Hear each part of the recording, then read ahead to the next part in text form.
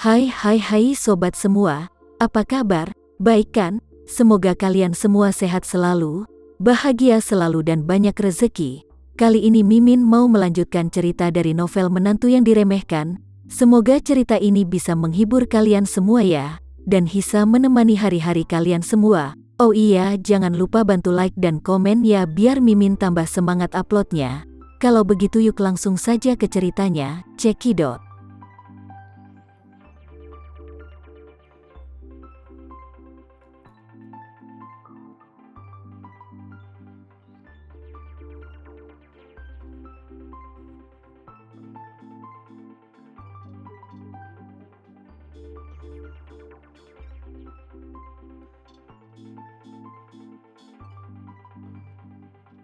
Aku, suara Zain Sucipto hampir menangis. Jika aku benar-benar harus pergi, akan ada terlalu banyak penundaan. Bukan hanya urusan istri, tapi juga status ahli waris keluarga. Dia juga ingin mencari tahu keberadaan Raya Sucipto. Bagaimanapun, itu adalah darah dagingnya sendiri. Sekarang sulit untuk mengatakannya, dia selalu harus menemukan cara untuk mengetahuinya. Bagaimana jika dia masih hidup? Jika dia menemukannya sendiri, dia juga dapat menemukan cara untuk mengatur tujuan secara diam-diam, membiarkannya pergi ke sudut dunia tertentu dan hidup dalam penyamaran. Tetapi jika orang lain di keluarga Sucipto yang menemukannya, atau orang Jepang menemukannya, maka dia pasti akan mati. Melihat bahwa dia tidak mau setuju, Chen Sucipto segera memarahi. Apa yang kamu lakukan? Apa kau bahkan tidak mematuhi pengaturanku? Mendengar ini, Zain Sucipto segera menyadari bahwa dia tidak punya ruang untuk mediasi. Agar tidak benar-benar menyinggung tuan tua itu, dia hanya bisa dengan lembut menganggukkan kepalanya dan berkata, "Ayah, aku akan mendengarkanmu, pergi malam ini." Chen Sucipto mengangguk puas dan melambaikan tangannya. "Oke. Aku akan kembali dan bersih-bersih dan berpamitan dengan Jevi dan Ayu, dan pergi dalam 1 jam. Tepat ketika Zain Sucipto dipanggil oleh pengurus rumah tangga, Jevi Sucipto dan Ayu Sucipto masih di ruang belajar mereka, melihat ke layar komputer. Setelah ibu mereka, Lina Hadid, pergi, dia berkendara kembali ke rumah keluarganya dan menelepon anak laki-laki dan perempuan mereka. Di telepon, Lina Hadid memberitahu mereka tentang Raya Sucipto dengan sangat tenang, dan Jevi Sucipto serta Ayu Sucipto terkejut dengan pesan itu. Aku khawatir bahwa bagi setiap pemuda berusia 20-an, sulit untuk menerima kenyataan ini segera ketika dia tiba-tiba mendengar bahwa ayahnya sebenarnya memiliki anak perempuan di luar nikah. Terutama Ayu Sucipto. Seperti ibunya Lina Hadid, dia memiliki emosi yang serius. Meskipun dia belum pernah menjalin hubungan selama ini, tetapi jika hal seperti ini terjadi padanya, dia pasti akan menceraikan suaminya dengan tegas dan tegas seperti ibunya, tanpa ragu-ragu. Oleh karena itu, meskipun dia akan sulit menerima kenyataan ini untuk sementara waktu, dia tanpa syarat mendukung keputusan ibunya. Pada titik ini, Jevi Sucipto lebih atau kurang hanya syok.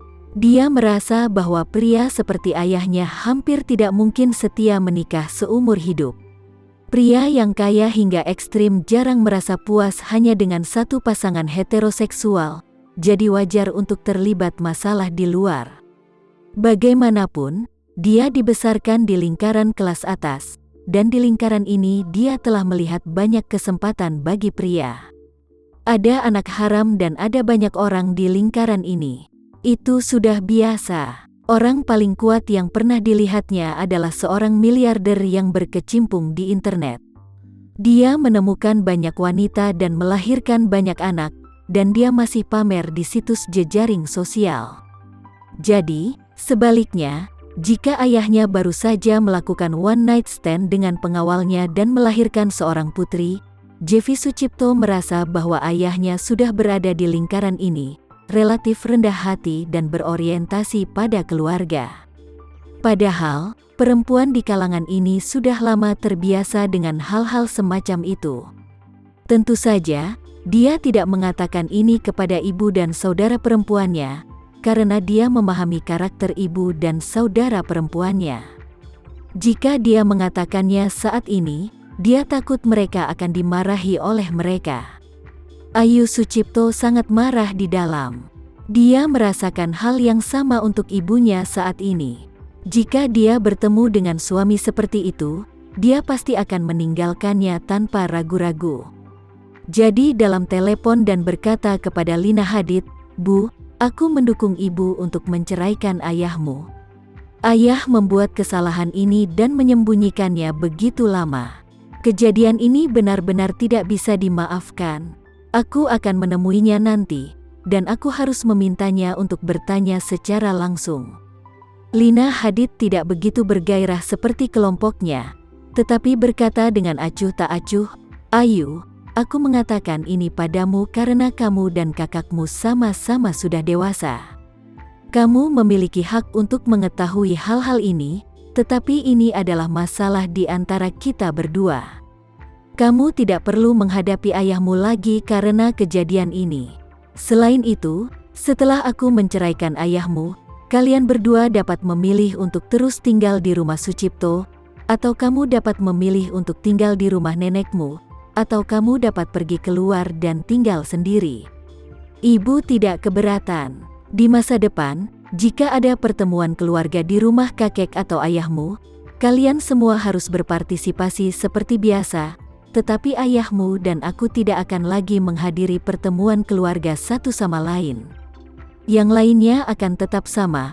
Ayu berkata dengan enggan, "Bu, mengapa aku harus menghadapi wanita Igu untuk masalah ini? Dia bisa-bisanya merayu suami orang lain dan tidak punya malu untuk melahirkan anak. Wanita ini keterlaluan. Tidak dibutuhkan." Lina Hadid berkata dengan tenang, "Dia juga orang yang miskin. Tidak ada yang bisa aku salahkan untuknya, dan kamu tidak harus menghadapinya untuk menghadapinya. Perasaan adalah pilihan pribadi, dan tidak ada yang benar atau salah." Ayu Sucipto bertanya dengan suara tercekat, "Bu, apa rencanamu selanjutnya?" Lina Hadid tersenyum dan berkata, "Aku tidak punya rencana. Saat ayahmu ingin mengerti, kita akan segera bercerai. Jika dia dapat dengan cepat mengerti, aku akan segera mengajukan berkas untuk bercerai dan keluar untuk bersantai. Jika dia tidak mengerti sebentar, maka aku tidak ingin menghabiskan waktu bersamanya dan keluar dari rumah dulu." Ayu Sucipto buru-buru berkata, "Bu, di mana kamu ingin pergi untuk bersantai?" Lina Hadid sedikit tersenyum dan mengucapkan dua kata, "Jakarta." Ide Lina Hadid untuk pergi ke Jakarta telah terkubur di dalam hatinya selama hampir 20 tahun. Sejak kematian Cahya Renza dan istrinya, dia ingin pergi ke Jakarta untuk melihat, bagaimanapun juga, di sanalah kehidupan terakhir Cahya Renza jatuh. Sebagai seorang wanita yang telah mencintainya hampir sepanjang hidupnya, dia terutama berharap untuk pergi ke Jakarta untuk berjalan-jalan, melihat, dan hidup sebentar, mencoba menemukan jejak keberadaan Cahya Renza di Jakarta. Namun, sebagai seorang wanita yang telah menikah, nilai-nilai moralnya selalu mengingatkan dirinya untuk tidak pergi ke Jakarta, karena hal tersebut memang tidak adil bagi suaminya. Pergi diam-diam ke kuburan DR untuk menyembah Cahya Renza sudah menjadi hal yang menurut Lina Hadid paling bersalah tentang Zain Sucipto di dalam hatinya. Jika dia pergi ke Jakarta lagi, itu sangat tidak pantas. Tapi sekarang, dia tidak memiliki batasan moral. Tubuh Zain Sucipto tergelincir lebih dulu dan telah melanggar kesepakatan pranikah antara dia dan Zain Sucipto. Dalam hal ini, dia tidak lagi harus terikat dengan alasan apapun. Saatnya mewujudkan keinginannya untuk mengunjungi Jakarta. Ketika Ayu Sucipto mendengar ibunya berkata bahwa dia akan pergi ke Jakarta, dia langsung berkata dengan gembira, "Bu, kakak dan aku berencana untuk pergi ke Jakarta. Kalau gitu, ayo pergi bersama." Lina Hadid dengan penasaran bertanya, "Apa yang akan kalian lakukan di Jakarta? Kenapa kalian tidak bilang padaku?" Jevi Sucipto buru-buru berkata, "Bu, Aku pergi ke Jakarta karena kebutuhan bisnis perusahaan. Kebetulan aku akan mengajak Ayu berkeliling. Jika ibu juga pergi, maka aku akan mengatur pesawat dan hotel." Lina Hadid tersenyum dan berkata, "Kamu tidak perlu mengatur hotel. Kakekmu memiliki rumah tua di Jakarta. Itu telah diurus selama bertahun-tahun ini. Mari kita tinggal di sana saat kita pergi." Ayu Sucipto bertanya dengan heran, "Bu, kakek masih memiliki rumah di Jakarta? Mengapa aku tidak pernah mendengarnya?"